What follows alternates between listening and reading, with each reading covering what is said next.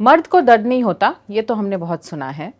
Big Girls Don't Cry, ये भी हमने काफी सुना है as we've grown up. It's a popular song by Fergie and it's also the title of the new show on Amazon Prime Video where these beautiful girls are all playing students of Vandana Valley Girls High School, doing a lot of things that we've probably all have done during our school days, and we're going to talk to them all about that, about the themes in this show. So let's get into it. Hi everybody, I'm Aneet and I play Ruhi on Big Girls Don't Cry. I'm Lakila and I play JC in Big Girls Don't Cry. Hi, my name is Afra and I play Noor in BGDC. My name is Akshta Sood and I play Dia Malik on Big Girls Don't Cry. Hi, I'm Dalai and I play Pluggy in Big Girls Don't Cry. I'm Vidushi. In Big Girls Don't Cry, I'm playing Kavya Yadav. My name is Avantika. I play Ludo in Big Girls Don't Cry. Ludo is like this fiery athlete girl. She's definitely quite reserved. She keeps to herself, but I would say like she's the kind of girl you're scared of at school but also simultaneously want to be desperately. She's co-captain of the school along with her best friend Noor. She's got this girl gang and she's kind of like this fierce protector of the people that she's close to and her friends. My character in that sense is really extroverted. She's funny. She is smart but uses it to her absolute disadvantage and ends up in a lot of trouble. She's got a big heart, lives in the extremities, makes mistakes, but is also working really hard to get forgiveness. JC is very reserved. She's a princess and she loves her girl gang more than anything. She's a very responsible, hardworking, intelligent, aspirational girl. She knows exactly what she wants. She has a plan for her day, month, year and entire life. Like she has everything written down on her vision board. She's vice captain. She wants to become school captain along with her best friend Ludo. She has this great gang alongside her. She doesn't support them in their mischief, but she tries to get them out of trouble as much as she can. Dia is the rebellious one in the group. She's a very strong-willed girl. She's very creative. She's an artist. She's a poet. She has a love for the performing arts, just like myself. She is somebody who deeply, deeply, deeply loves her friends. I think she's somebody who exists inside everybody. Everyone's had a friend like Pluggy. I think she's a hopeless romantic, which I resonate with very much. Avid writer and has a lot to say and has a lot of, a hidden world and universe within her. She's from a very normal middle class family. She's a single child, just like I am. And she's really, really close to her parents, especially to her mother. I think one thing that she has gotten from her family, which I think all middle class families give to their children, is a very strong value system.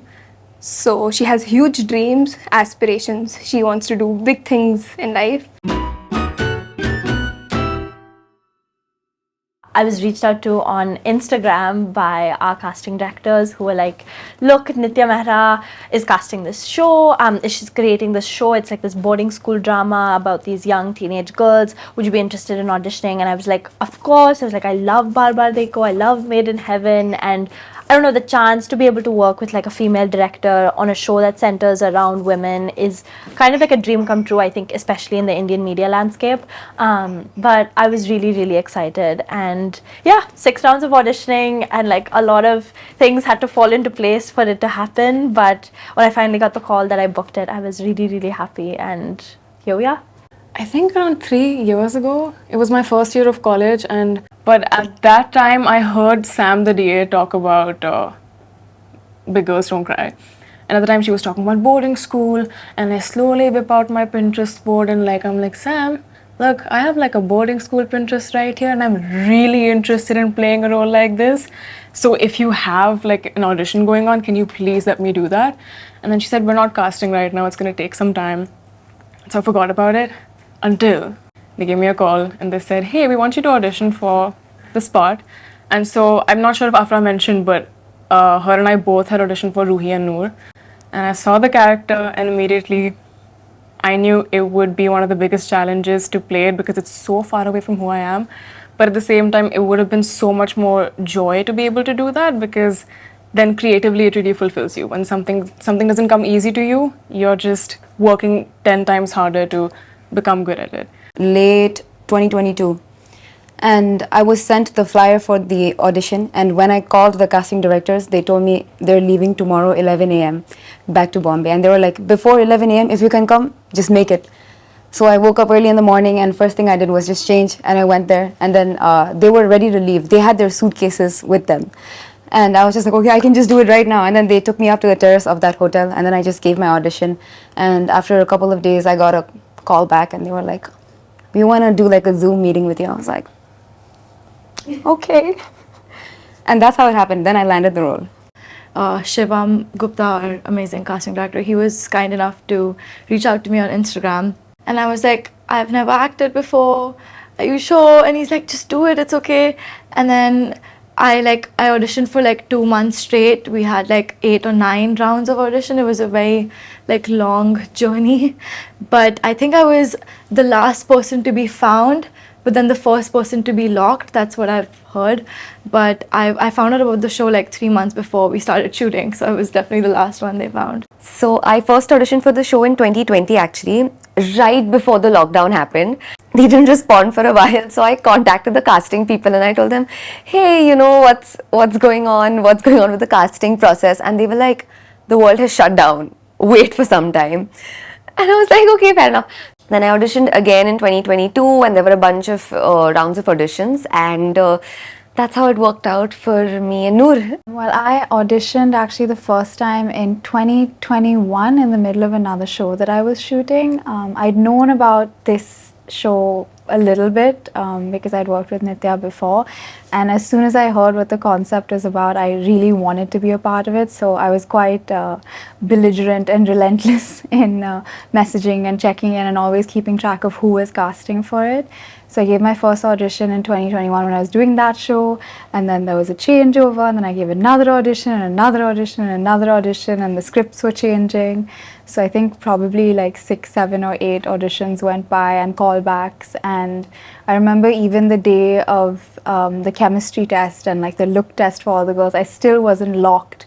And I remember coming on to the set and seeing all the girls in like the preliminary uniforms and really, really, really hoping that it would work out and that they thought I worked well with all the other girls, especially because they all just seemed so wonderful as soon as I met them. Thankfully, it worked out. I saw the casting call on Instagram. I sent them my profile, and then they reached back to me, and I did a few scenes, and that was a like 4 or 5 month process and pretty tedious. I must say I love the casting team. They were very gentle and they gave all their time and attention. Then I got a call ki, hi Vidushi, so you're logged for Kavya. And I asked him ki, because this was my first time being logged for, you know, a long format. So I just asked them ki, so this means that I can be happy. He said, I was like, can I tell my mom? Is it like pakka pakka? He's like, yeah, you're still going to have some few conversations, but you are logged. Then I was like, okay, this seems like I've got it. So फिर उसके बाद I called my mom and I told her कि I've got Kavya's role. I'd say I probably resonate with the theme of finding yourself the most. I think I grew up like kind of all over the place and never really had a solid group of friends, I guess, until I turned like 16, 17. And I think your friends kind of really define, you are who you hang out with and you are who you surround yourself with. I think especially when you're in the industry so young, you're perceived so much that you're often told who you are before you get a chance to figure out who you are for yourself. And so I think Ludo's journey, while I don't identify myself as an athlete, I think is quite relatable in the sense that we're all constantly struggling and grappling with that theme of identity. I think the theme of grappling with your identity, I think perceiving yourself as this person who could do no wrong, or at least for my character, thinking that you wouldn't hurt the person you care about the most, but through your actions you end up realizing that in certain situations you have no control over how you act or react, and then looking in the mirror and not even being able to recognize who you are. And I think throughout life we kind of go over and over patterns, and sometimes we are reinventing ourselves, and I think the question of identity is never ending, and that's a battle we always keep on fighting. So that really resonates with me. It would be about how JC eventually discovers herself, and also how she has this bond with her best friend, Ruhi. I kind of have the same bond in real life with a best friend. And also her in real life, Ruhi. So, I'm from a girls' school, and when I read the script, I felt like I'm reading about instances from my own school. I'm reading about my own girl gang from school, and I could say that, you know, this character is like my friend from school, this character is like my friend Muskan, this character is like my friend Yashvi. I could actually relate so much with the show. So, it felt like reality, and it felt like another school that I went to when I shot with these girls. Personally, my character, I think she's taught me a lot. She's very unwavering in her, like, in pursuing her passion. She's very unwavering in her belief of everything she stands for. I think she's very unapologetically herself, and that's kind of taught me to kind of strive to be that a little bit more. And I'm hoping that she can inspire everybody else just like she's inspired me. For me, it's definitely the exploration of the deep bonds of friendship and sisterhood that exist, especially when you're put in such proximity with each other at such a vulnerable age. For me, it's really, really relatable because I grew up with very, very, very close friends who were women all my life. Since I was 2 years old, I've had a very solid group who've remained with me all the way till now. And I think it's such an important part of being a woman to have a sisterhood around you who supports you and grows with you, and you continue to choose each other as your chosen family through all the phases of your life, good, bad, and ugly. And I think young women who watch this, who have those friendships, will resonate with it so strongly, and the ones who don't will hopefully feel a sense of kinship and maybe an openness to finding those women in their lives. So I really resonate with the concept of fitting in, ki not just in a school but in general in life, in different environments where you feel you don't belong. And second is, I think, very close to my heart, it's about finding yourself, knowing yourself and pursuing yourself, which I feel in today's world we pursue a lot of things which are outside ourselves, for example careers and relationships, you know. But one thing we must learn, and it should be taught pretty much in the childhood, कि first know yourself and first pursue yourself, कि आप पहले खुद को जानो, and उसके बाद बाकी things would fall into place. There's a lot of things happening, but one common theme which remains through everybody's stories is that through every experience they're coming more closer to who they really are. And even if they're breaking apart, it's bringing it, you know, the kick is on their core, which makes them realize ki, oh, this is actually my core. So they were disconnected from their core. So even very eye-shattering, heart-shattering moments when you're crying, it's good because आप खुद के और करीब आ रहे हो. I got suspended for like stealing food, and I had like a really big problem in school, and it was like Oreos in specific. When we would leave our class for recess, we would have like 2 cupboards full of everybody's lunch boxes. And my mom back then was like quite a health nut, so she would never pack anything that was like overly sweet or like overly snacky. But there was this one girl whose mom always packed Oreos, and so when everybody left the class during recess, I would go into her lunchbox and take her Oreos, and I would write my name on it and put it in my box. And I would sit in front of her in the cafeteria while eating lunch. And I don't know why I thought it was like normal or possible for some girl to like take out a pack of Oreos with her name on it out of her own lunchbox. She let me have it for like 2 weeks, and then I got caught and I got suspended.